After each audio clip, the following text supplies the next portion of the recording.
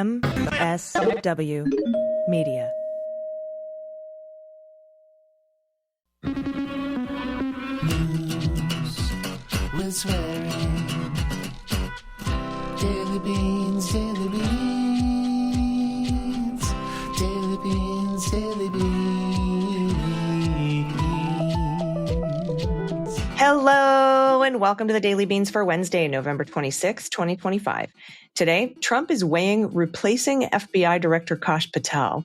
Democratic senators have filed a Freedom of Information Act request in the Tom Homan $50,000 in a Cava bag incident. The White House is hedging on Trump's curious claims about talking to Bolsonaro the night that he tampered with his ankle monitor. The FBI is interviewing the 6 members of Congress who deigned to tell Trump not to break the law. As Trump postpones revealing ideas about concepts of a thought about a healthcare plan, he's about to gut U.S. environmental policy. The man who attempted to assassinate Donald Trump, Ryan Ralph, has invited the president to a sentencing hearing. And Eric Swalwell is suing Bill Pulte for unlawfully obtaining his mortgage documents. I'm Allison Gill. And I'm Dana Goldberg. My friend, it's a weird news day. It is a weird news day. We've got a bunch of hodgepodge for you today.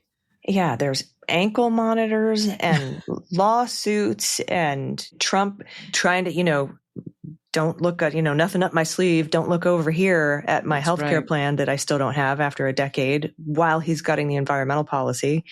I mean, it's Kash Patel could be on the way out. Like there's just... I was like, he's not doing a poor enough job for this administration, which is wild. Yeah, he's doing too good. That's a problem. He's too good. He's not unscrupulous enough. That's wild. Yeah. But hey, that's how the taint of the week goes sometimes. Yeah. This Ryan Ralph thing is a little bit wild. So the man that was accused of attempting to assassinate Donald Trump, I know there's been a couple of them, but is this the guy, golf course guy? Golf course guy. Okay. Well, he's formally invited Trump to appear at his sentencing hearing. And this is what he wrote. If the president wished to pummel the defendant just for good measure, put on the handcuffs and shackles and give it your worst. No cameras, no complaints, no charges. Just good fun. Don't be a pussy. Can I say pussy or coward? Sorry. If the president has a list of questions he wants me to ask. Gladly. Or the prosecution can. I've included 3 other current character witnesses from Hawaii for Judge Cannon's consideration. I mean, is he going for the insanity defense? That's a formal filing on the court docket. Can I say pussy? Can I say pussy on the court docket? Wild. I hope the judge had to read that. Oh, yeah. She did. And that Judge Eileen Cannon. Yep. It's going to be it's going to be an interesting couple of weeks. All of his cases are crashing down. This one is weird. We've got potential defectors and possible resigners from Congress that could happen. Kash Patel could be on his way out. We might see there could be a lot of problems coming up in the next couple. It's going to be an interesting holiday season, is what I'm saying. It is indeed. Oh, it is indeed. All right. We have a lot of news to get to. Like you said, it's a hodgepodge, so we're not even going to try segues, or maybe we'll just do really lame segues. So without a segue. Let's do the lame segues. Let's do lame segues today. All right. I like that. Let's hit the hot notes. Hot notes. All right. And speaking of not being a pussy, President Trump is considering removing Kash Patel as FBI director in the coming months, as he and his top aides have grown increasingly frustrated by the unflattering headlines Kash Patel has recently generated, according to 3 people with knowledge of the situation who requested anonymity in order to speak freely. This is from NBC, by the way. Patel has come under scrutiny, as we know, for his stewardship of bureau resources. That is one way to say it, NBC, including his girlfriend's security detail. She's got a SWAT FBI detail, and his use of a government jet, and for his squabbles with other Trump loyalists, another great word there. Trump and the White House aides have confided to allies that the president is eyeing removing Patel and considering top FBI official Andrew Bailey as the bureau's new director. That's according to 3 people. Following publication of the story, the White House press secretary, Caroline Leavitt, posted on Twitter that this story is completely made up.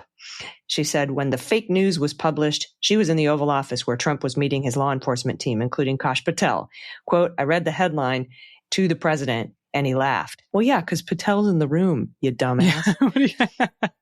That's awkward, right? They get the headline as Patel is meeting with Trump. Trump said, "What? That's totally false. Come on, Kash, let's take a picture to show him you're doing a great job." A picture showed the two men standing next to each other with smiles and each giving a thumbs up. MS Now, which I guess is the new MSNBC, has reported that U.S. Attorney General Pam Bondi has been frustrated with Patel and Dan Bongino, in particular over Patel's untimely social media posts boasting prematurely about case breakthroughs, which sometimes threatens to jeopardize investigations. No. Both Bondi and Deputy Attorney General Todd Blanche have been irritated by the continuing distraction of news coverage of his questionable use of taxpayer resources. Andrew Bailey, by the way, the guy that Trump is weighing replacing Patel with, although Trump says it's never happening, that's the guy that Trump installed to be Bongino's babysitter. Oh, boy. Remember when he's like, we need a co-deputy director of the FBI? And Andy McCabe is like, you need a what? Oh, my goodness. Speaking of people who need to be babysat, this would be Tom Homan, so he doesn't just steal $50,000 as a bribe. It was 2 months ago when NBC was first to report on that undercover FBI operation last year. That's when Tom Homan was recorded accepting $50,000 in cash in a bag after indicating he could help the agents who were posing as business executives win government contracts in a second Trump administration. First of all, good on those guys for pulling this off. FBI and Justice Department officials planned to wait to see whether Homan would deliver on his alleged promise, but the case ultimately stalled after Trump began his second presidential term and made Homan the White House border czar. In late summer, Trump appointees officially closed the investigation after Kash Patel requested a status update on the case. Now, the search for answers on Capitol Hill, however, this is continuing. In a Freedom of Information Act request filed with the Justice Department's Criminal Division, 3 Democratic senators, this is Sheldon Whitehouse, who we love, from Rhode Island, Richard Blumenthal from Connecticut, and our Adam Schiff of California, each of whom serve on the Senate Judiciary Committee. They're all demanding a variety of details related to the case, and here's what they're demanding. First of all, they want all closeout memoranda, reports, case memoranda, declination memoranda, FBI closing electronic communications, or other records related to closing this investigation. All of that. They also want all communications between White House officials and the Department of Justice or FBI employees related to the closing of the investigation. People are going to be fucking erasing text messages here and there. All records reflecting and any video or audio recordings of Tom Homan interacting with undercover FBI agents, including accepting money from such agents. They would like all recordings reflecting Department of Justice or FBI approval of the disbursement or use of the confidential funds delivered to Homan as part of this investigation. They want all records reflecting an audit or accounting of the confidential funds delivered to Homan, including records or wires or audits of the FBI's commercial payments and confidential services unit. In addition to all of that, they want the records reflecting applications for access to Homan's tax returns pursuant to 26 USC. What is that sign? That's a section sign. Oh, section 6103I in parentheses. And section 9-13.900 of the Justice Manual or any other authority. And lastly, they want all court orders granting or denying access to Homan's tax records, his tax returns. Ooh, buddy. Yep.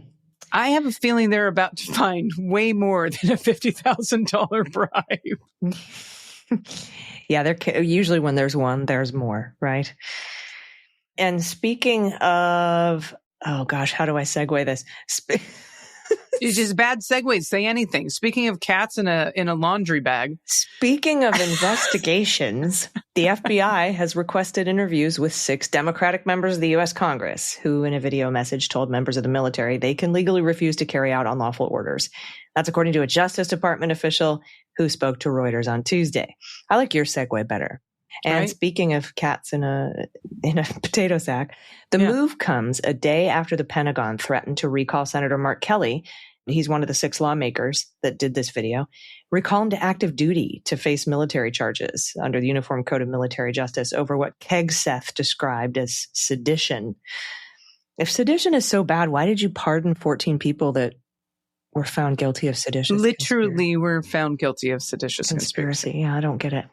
Now, President Trump, who critics have said has sought to harness the power of the government to try to stifle dissent, accused the 6 Democrats of sedition and said in a social media post that they should be put to death.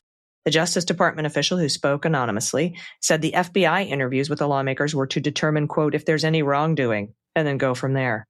The FBI is headed by Kash Patel. For now. In statements on Tuesday, the Democrats described the FBI move as an effort by the Trump administration to intimidate them into silence. Quote, the president directing the FBI to target us is exactly why we made this video in the first place. That's what Slotkin from Michigan said. She's a former CIA officer and one of the 6 Democrats. This is not the America I know, and I'm not going to let this next step from the FBI stop me from speaking up for my country and our Constitution. Now, the video didn't refer to any specific illegal order. It didn't even refer to Donald Trump. But many Democrats have expressed concerns, echoed privately by some U.S. military commanders, and echoed within the military from some JAG lawyers, that the Trump administration is violating the law by murdering people in the Caribbean. The Pentagon has called these strikes justified because drug smugglers are considered terrorists. Democrats have also questioned the legality of Trump's use of military forces in American cities. Now, this FBI investigation was reported earlier by Fox News, according to Reuters, and I just got word that the 6 Democratic lawmakers have confirmed they have been contacted by the FBI. All right. Thank you so much, Allison. And speaking of probes, this one is about to fuck our environment. This is from the Times. The environmental rollbacks came one after the other this past week, potentially affecting everything from the survival of rare whales to the health of the Hudson River. I have to joke about the Hudson River because I'm not sure how good of health the Hudson River's in right now. On Monday, the Environmental Protection Agency proposed to strip federal protections from millions of acres of wetlands and streams, narrowing the reach of the Clean Water Act. On Wednesday, federal wildlife agencies announced changes to the Endangered Species Act that could make it harder to rescue endangered species from the brink of extinction. And on Thursday, the Interior Department moved to allow new oil and gas drilling across nearly 1.3 billion acres of U.S. coastal waters, including a remote region in the high Arctic where drilling has never taken place before. Now, if the Trump administration's proposals are finalized and upheld in court, they could reshape U.S. environmental policy for years to come. This is from environmental lawyers. They said this was the week from hell for environmental policy in the United States. This is Pat Parenteau, Professor Emeritus and Senior Fellow for Climate Policy at Vermont Law and Graduate School. And they went on to say, unless stopped by the courts, each of these proposed rollbacks will be irreparable harm to the nation's water quality, endangered species, and marine ecosystems. The quick pace of these proposals was noticeable, even for the administration that has enacted Trump's agenda at breakneck speed. While the administration was working in Washington to dismantle environmental protections, 3,300 miles to the south, negotiators from nearly 200 nations, they were trying to improve the planet's health of the United Nations Climate Summit in Brazil. You know who showed up to that? Gavin fucking Newsom, right? Because Trump wasn't there. A White House official who declined to be identified said the timing was unrelated to UN Climate Summit, which the Trump administration, as I said, boycotted this year. It was for the first time since the annual summits began 30 years ago that the United States was not present. Ultimately, it could take the administration up to 2 years to finalize the proposals that were unveiled this week. At that point, environmental groups and other opponents could challenge the rules in court, and God willing, we'll have the fucking House of Representatives back, leading to lengthy legal battles. But Lee Zeldin, the EPA administrator, told reporters on Monday that his goal was to write regulations that withstand future swings of presidential elections to come. He also suggested that 2025 would set a record in terms of environmental rollbacks. Why are you so fucking proud of this, you asshole? I don't know. But speaking of Gavin Newsom being at that summit for climate at the UN, Newsom and DeSantis are actually teaming up. There's a kind of a bipartisan pushback against this 1.3 billion acres of drilling off the coasts, off of our coasts. Really? Yeah. So, you know, I mean, there's a lot of money in Florida because of the beauty of the coasts. I mean, that's their draw. Their tourism. Yeah. Mm-hmm. So Newsom and DeSantis are pushing back heavily on this, and the rest of it is just unredeemable, horrific fatal consequences. Yeah. Gutting Clean Water, Clean Air, Endangered Species Act. It's just, it's really kind of beyond the pale. But speaking of climate, it's real nice in Brazil this time of year. And from NBC, it's been a couple of months since former Brazilian President Bolsonaro was convicted of plotting what was effectively a coup after his re-election defeat a few years ago. Must be nice to not have a totally corrupt Supreme Court. Yep. Conditions for the authoritarian leader, known as the Trump of the Tropics, went from bad to worse over the weekend when Bolsonaro was arrested again, this time accused of plotting to escape from house arrest days before his 27-year prison sentence was scheduled to begin. This is a wild story. The closer one looks at this story, NBC says, the more important the White House angle becomes. On Friday night, Bolsonaro's son publicly encouraged the former president's supporters to come to his home for some kind of previously unannounced protest. Hours later, early Saturday morning, law enforcement officials were notified that Bolsonaro's ankle monitor had been tampered with. So it seems like he brought this protest to the house as a cover. Yeah. Right? So he tampered with his ankle monitor. Though it was still on, Brazil's former president had taken a soldering iron to the tracking device after his son summoned the crowd to his home. Now, Bolsonaro's lawyers say he wasn't trying to flee, notwithstanding earlier efforts to find a country to escape to. No, he wasn't trying to flee. The former Brazilian president felt unwell because of the medications he was on. So, according to his own defenders, this guy took a soldering iron to his ankle monitor because some drugs left him confused. And it was around this time that the story got even weirder. Midday Saturday, just hours after Bolsonaro was re-arrested, Trump had a brief Q&A with reporters on the White House South Lawn where a reporter asked about Bolsonaro. Quote, I spoke to last night to the gentleman you just referred to. We're going to be meeting, I believe, in the very near future. What? Yeah. What? When the same reporter told Trump that Bolsonaro was just re-arrested, Trump seemed shocked. What? He replied. Told again about the overnight developments, Trump said, I hadn't heard about it. That's too bad. That's what he said.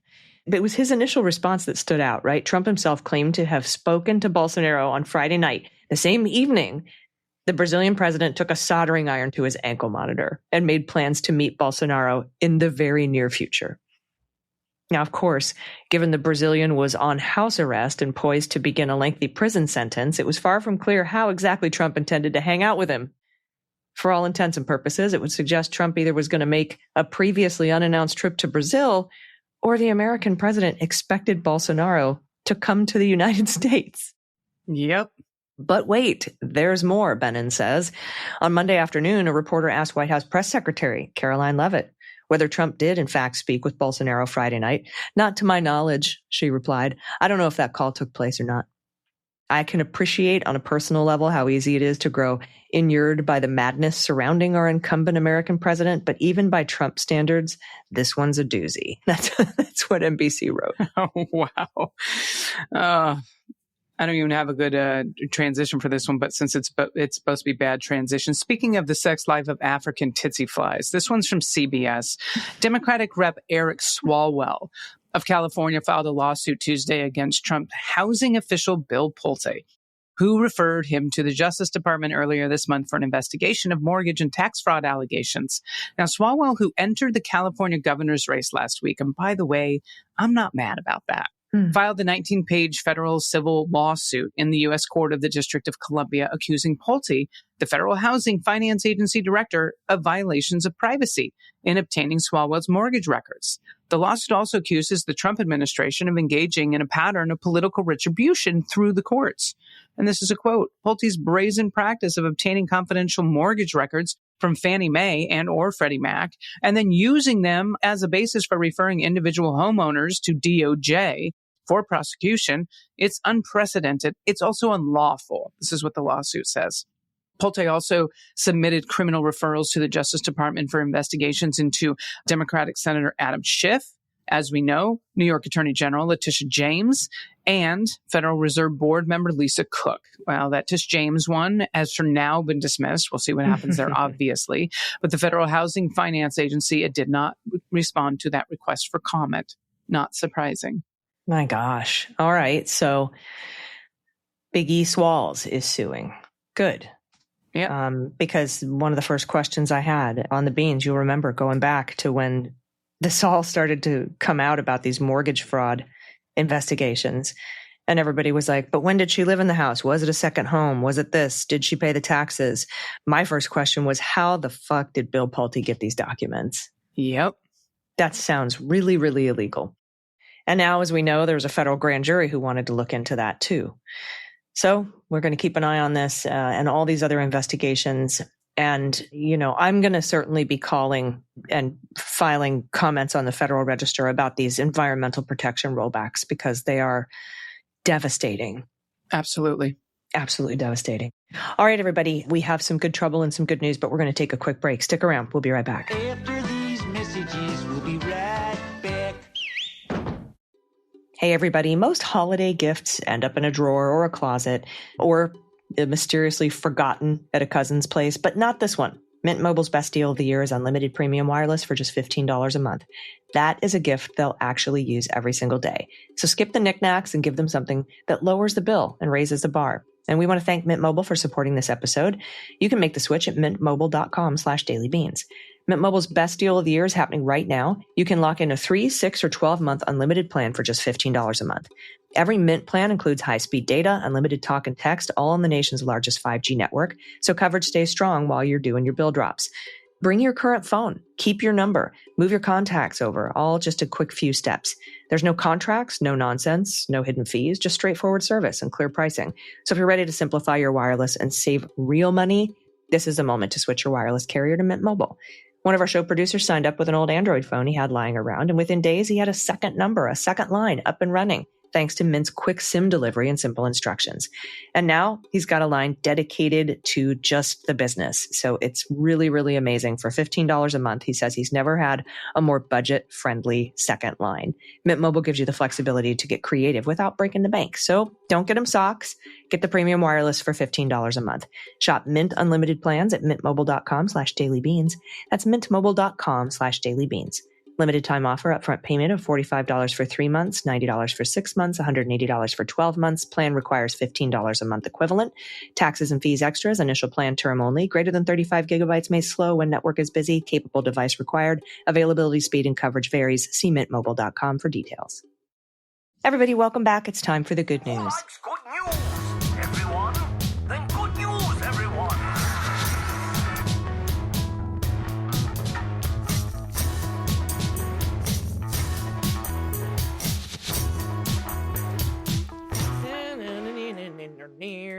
Good news. And if you have any good news or good trouble suggestions for us, maybe you have some pronunciation corrections. We tend to mispronounce things here on the Daily Beans. You can send that in to us. Also, if you have a shout out, whether it's a self shout out to a loved one, shout out to your thesis or dissertation. We would love to hear what you wrote about to get that degree, because the titles are always just like 20. My dissertation title, Dana, I think was longer than my dissertation. You could send those to us.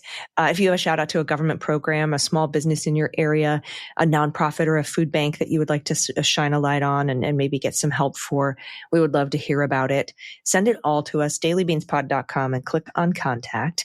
You can also send us your favorite jokes. We need to laugh. We need to smile. So your good news can be small. It can be huge. It can be recent. It can be in the distant past.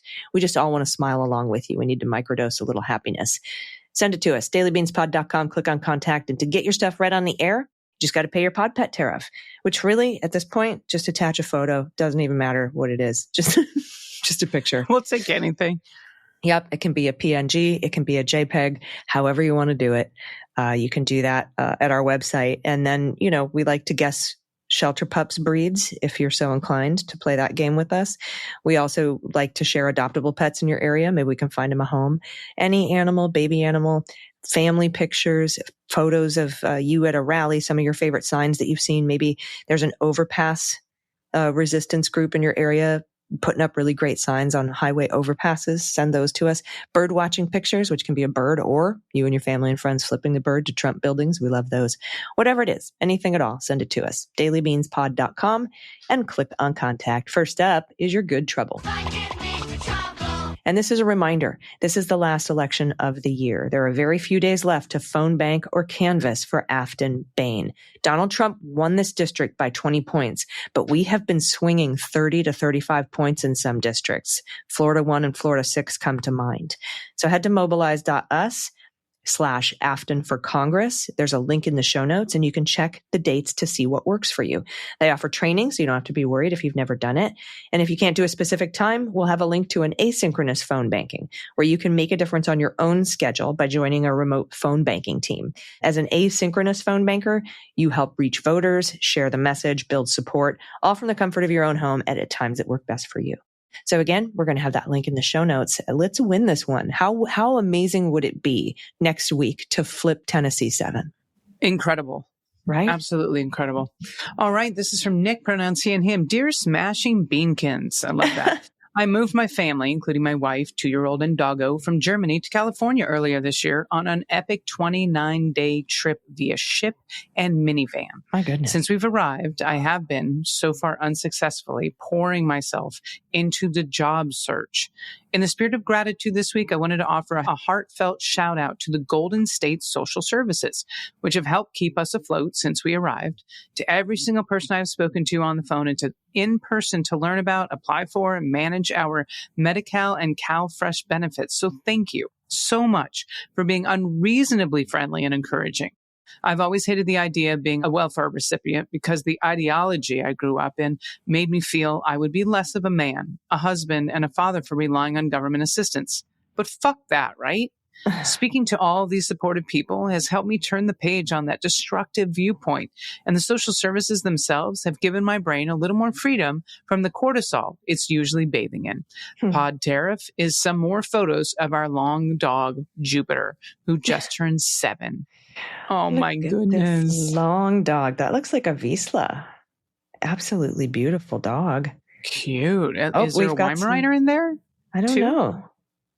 Dachshund. I don't know. It just looks like a Vizsla to me. Let's see. Last time you guessed Shar-Pei Dachshund Bloodhound, but he's just a Vizsla. Oh, look, I got it. Nice job. I love that people are keeping track of our mistakes. Yes, thank you. Dankeschön from Deutschland. All right, next up from Jess, pronoun she and her. Hey, Beans Queens. I'm writing from AG's old neighborhood stomping grounds and Dr. Amy Acton's hometown, Youngstown, Ohio. My eldest daughter is a freshman in high school in all honors classes, symphony and chamber orchestras, and recently performed in her first official Broadway production of Frozen. I could not be more proud of her, especially as a child who didn't talk until she was 3. And up until last year was so painfully shy she wouldn't even say hello to anyone. Theater has brought her out of her shell and made her even more beautiful than she already was. Attached is a pic of us after one of her performances, including myself, my 7th grader, and my 4-year-old niece, and one of her is a baby for DG. Love you, ladies. Thanks for keeping me sane. Look at this. Oh, my gosh, look at her. Oh, gosh, she's beautiful. Oh, so great. So great. Let it go. Oh, that's so. I bet you have that in your head, Jess. I bet that song is always in your head. All right. This is from Heath, pronouns he and him. Greetings, Beans Queens. I wanted to share a little good news about scouting, given NPR's reporting that the DoD will sever ties with Scouting America. 3 years ago, we needed to find an activity for our neurospicy son, John. And after trying a few different things and him not fitting in, we tried signing him up for Cub Scouts. Okay, I just love this. I just love the phrase neurospicy. Me too. What we found was an amazing, welcoming, and inclusive group of youth and adults in our local pack. A year later, our daughter joined too. Fast forward this past spring, my son crossed over to Boy Scouts. We spent a week at summer camp. He earned his first merit badges and is ready to earn his second rank, Tenderfoot. The personal growth we have seen so far is amazing. I know its scouting journey will continue to help him grow and strive for better things. While no organization is perfect, I have found an amazing organization of volunteers that has been accommodating and welcoming and inclusive to all youth from all backgrounds and identities. Secretary Pete is wrong, like he is about everything. Scouting is a safe place for boys and girls to grow up and learn and thrive. The only thing that doesn't belong anywhere is Secretary Pete's Mar-a-Lago Locker Room Boys Club. It didn't belong when I was a young Army officer 20 years ago. It doesn't belong in scouting then or now. This change will both harm military families and reduce current readiness and long-term health of our military. For my pod pet tags, I've included a picture of our 14-year-old pound puppy, Abby. She was supposed to be the ferocious protector that my then girlfriend as I headed off to Afghanistan, but she instead turned out to be the sweetest, cuddliest sweetheart you could imagine. She's a baby. You know what? You're so right. For Hegseth let's be honest about what's happening here. Hegseth and the Trump administration attacking scouting as woke. What they're doing is attacking community. They're attacking ways in which we can come together as a community, whether it's scouting, school, university, and anything where there's a group of people that get together and talk and think freely. That is a threat to this regime. And that is why they're denouncing scouting, of all things, as being too woke. Yeah. All right, next up from Amy, pronouns she and her. Dear Beans Queens, I don't know what I'd do without your podcast. I listen to your Daily Beans every weekday and Unjustified on the weekend. Most of all, I just trust your reporting. That's saying something this day and age. My good news, drum roll please, I finished writing my book. And I got my first blurb from another author. My editor told me to be daring. So I even wrote to John Fugelsang to ask him for one. His mom was a former nun. His dad, a former religious. And I am a former nun and religious. Good connections, right? My book is about religious trauma and the work to heal. I want to share the blurb because it made my day. Quote, this book is a rare and honest look at what it takes to leave a life that no longer fits and rebuild yourself from the inside out. It does not glamorize healing or hide the cost. It shows how real transformation comes from facing your story with clarity, responsibility, and courage. Her journey is a reminder that spirituality does not require an institution. It requires the willingness to finally trust yourself. Oh my gosh. Oh my goodness. You can see why I'm on cloud nine. Amy, yes, I can. For my pet tax, I'm sending 2. The first was my faithful companion, the monastery cat, Buttons, that I took with me when I left the monastery. You stole the cat. We traveled together all throughout the years when I was searching and moving. I lost him in 2012, which was hard. The second is my best buddy, Jasper. His breed is quite obvious, I think. The picture was on the way home. We tried kayaking together and he dumped us 3 times. He was not happy about it. I can see the little crimped fur on this Aussie that shows that they've been in the water. Okay, so thank you for all your time and all the time you take to put into these podcasts. I see lots on social media, but I don't trust it until you report it, and that's the truth. Oh, and by the way, I became a religious trauma therapist before trying to write the book. This is amazing. This is really awesome. Yeah. I'm going to look behind. Yeah, Australian Shepherd, right. Beautiful red merle, too. Amy, congratulations on your book and on that blurb. It's just wonderful. This is awesome. This is from Jordan, pronouns she and her. Apparently, I've been living under a rock because I just discovered the Daily Beans. I love it already. I have good news to share. I just finished my last law school class. Congratulations, Jordan. I graduate next month and I will take the February bar exam. You will remain part of my daily routine to stay informed as I go into a study hole, sharing a photo of my son and rescue pup, and they are both adorable. Oh my gosh, what a great picture. I love the effect, like the walleye lens sort of effect. That's wonderful. I love that too. Oh my gosh, thank you all so much. I really needed a good news boost today. If I could ask for your positive thoughts, I have a very sick kitty at home. He's got a really bad fever and a cough, and I think he's got an upper respiratory infection, and he's just not doing well. He's feeling pretty gloomy. I've got to give him some subcutaneous fluids this evening to hydrate him because I guess, Dana, when cats can't smell, they don't like to eat or drink. Oh, goodness gracious. Yeah. So, thoughts up and send me your positivity and send me all of your pod pet pics for tomorrow's good news. I'd appreciate it very much. What is it today? Wednesday? Okay, Thursday. Yes, we do actually have a show that we're doing tomorrow. So send me all your pod pet photos. Dana, you're going to be out tomorrow, but I'll be here. I am. I'm wishing you all, because I know it's my time for final thoughts. I'm so grateful for this community. You have no idea from the good news that you write in, even the corrections. I mean, I know I make you laugh. Allison makes you laugh with some of these things, but this is such a tight-knit community, and to those of you that show up to my shows in person and send emails of gratitude. Like, I just can't even tell you how much this community means to me. So this is one of the things I'm deeply grateful for in my life, this podcast and you, Allison. So thank you for, bringing me into the fold so many years ago. No, it's obviously been my honor. Man, we just passed our 5-year anniversary. We started this deep in COVID, didn't we? In August of 2020. Yep. Right before Biden was elected. Yeah. Things started to turn around a little bit. I remember those days. We were all so very uncertain. You and me and our friend Mary Trump talked a lot about how difficult it was before Biden was elected to exist without a future to think about because we were all on lockdown. But that's when we started our amazing journey, and I couldn't be more grateful to you for being here and supporting me and supporting this community. So thank you too, my friend, and I hope you have a wonderful holiday. Thank you so much, darling. All right, everybody. I'll be back in your ears tomorrow. I think, Dana, you're going to be back with me on Monday? Yes. Yeah. So until then, everybody, please. And so thank you for putting up with our ridiculous segues. We had no way to tie that show together today. So we thought we'd bring a little bit of joy and nonsense into this insanity.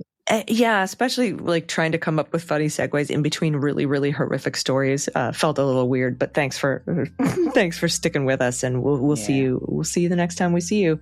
Until then, please take care of yourselves, take care of each other, take care of the planet, take care of your mental health, and take care of your family. I've been AG.